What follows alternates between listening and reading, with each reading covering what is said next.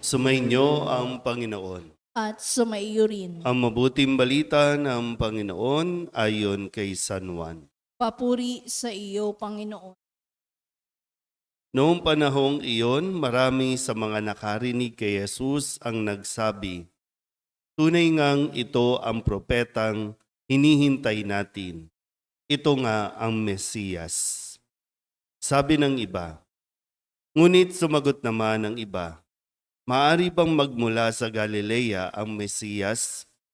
Hindi ba sinabi sa kasulatan na magmumula ang Mesiyas sa lipi ni David at sa Bethlehem na bayan ni David ipanganganak?"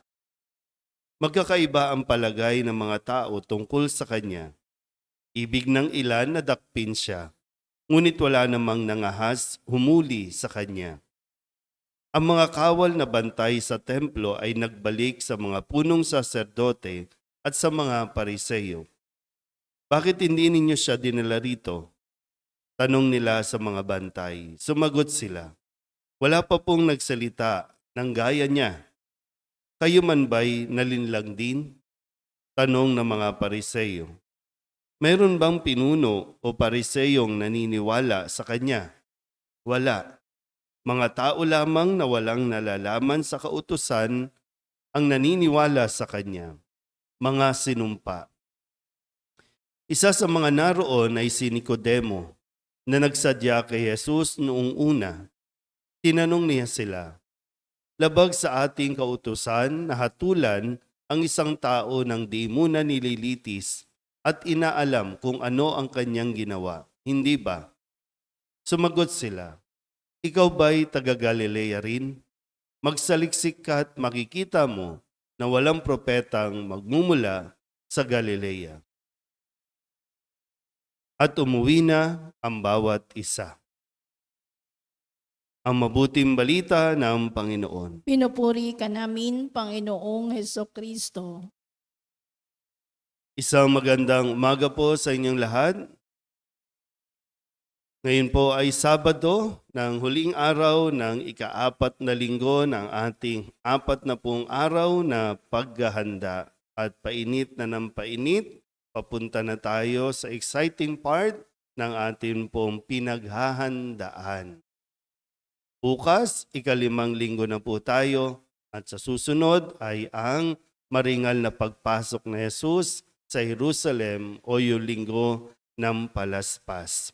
Ano nga ba ang ginawa at patuloy na ginagawa ni Jesus sa buhay natin? Sa kabila ng mga threat, sa kabila ng mga hindi magagandang sinasabi sa Kanya, siya po ay patuloy pa rin na kumikilos dahil nga malinaw sa Kanya kung ano ang Kanyang misyon, kung saan siya nanggaling.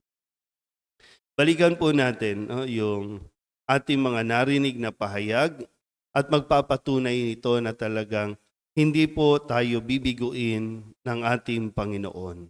Hindi niya tayo pahihindian. At kadalasan, siya mismo ang lumalapit, siya mismo ang kusang nagbibigay ng ating pangangailangan. Hindi ka pa nagsasalita, ibibigay niya na.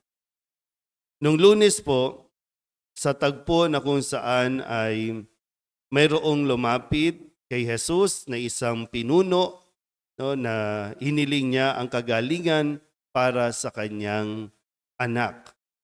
Sumagot si Jesus, "Umuwi na kayo, magaling na ang iyong anak." Ganito ka-powerful, no? Yung kapag sinabi ng Diyos, mangyayari. Kaya nga kahit malayo, kahit wala doon yung anak ng isang pinuno, ay sinabi lang niya, winika lang niya, at dahil nagtiwala yung taong ito sa kanyang sinabi, pagdating sa bahay, magaling na ang kanyang anak doon mismo sa eksaktong oras na sinabi ni Jesus. At manalig lang tayo kay Jesus, no? Isang bagay na talagang kailangan nating labanan, yung ating pagdududa, na mapalitan ito ng pananalig kay Jesus. Nung Martes naman, sinabi ni Jesus doon sa paralitiko o dun sa taong may sakit, no? 38 years nang may sakit. At ang sabi, dahil wala nga tumutulong sa kanya, kaya ninais ng Diyos, ninais ni Jesus na tulungan ang taong ito para maibalik sa kanyang dating sigla o dating kalakasan. Sinabi ni Jesus, tumindig ka, dalhin mo ang iyong higaan at lumakad ka na. Dito po kadalasan, no, parang naalala ko na at applicable, nasa Diyos ang awa, nasa tao ang gawa. Sinabi na ng Diyos, sinabi na ni Jesus kung ano ang dapat gawin, kailangan ng pagkilos naman sa atin. Noong Miyerkules, muli sinabi ni Jesus, ang nakikinig, tandaan niyo po, no? Ang nakikinig sa aking salita at nananalig sa nagsugo sa akin ay may buhay na walang hanggan.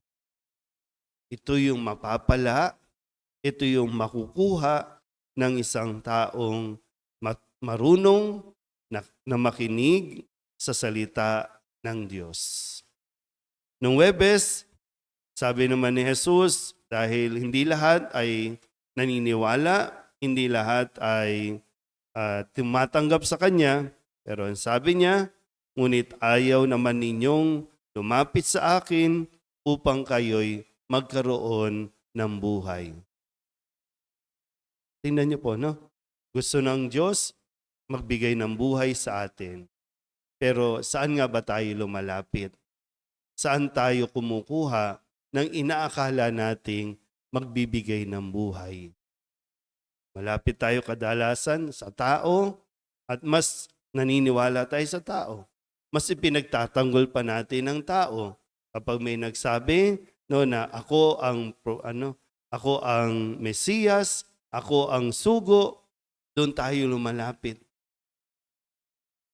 Kadalasan may binibigay ng mga material na bagay, kaya ang bilis nating isuko ang ating pananalig kay Jesus.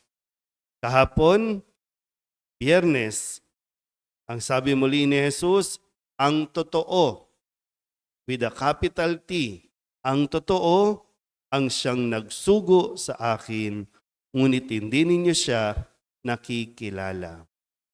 Kaya palagi niyang paulit-ulit na ipinapakilala sa atin ang kanyang Ama. At ngayon, muli ipinapahayag sa Ebanghelyo ni San Juan na tunay ngang ito ang propetang hinihintay natin, ito nga ang Mesiyas. Pero nasa atin pa rin po, no? Tayo pa rin ang magdidesisyon, kikilalanin ba natin siya bilang Mesiyas, tatanggapin ba natin siya na bilang sugo, bilang anak ng Diyos. Muli po, gaya ng nasabi ko nitong nakalipas na araw, hindi kawalan sa Diyos kung hindi natin siya kilalanin. Pero napakalaking kawalan sa tao ang hindi tayo kilalanin ni Jesus. Amen?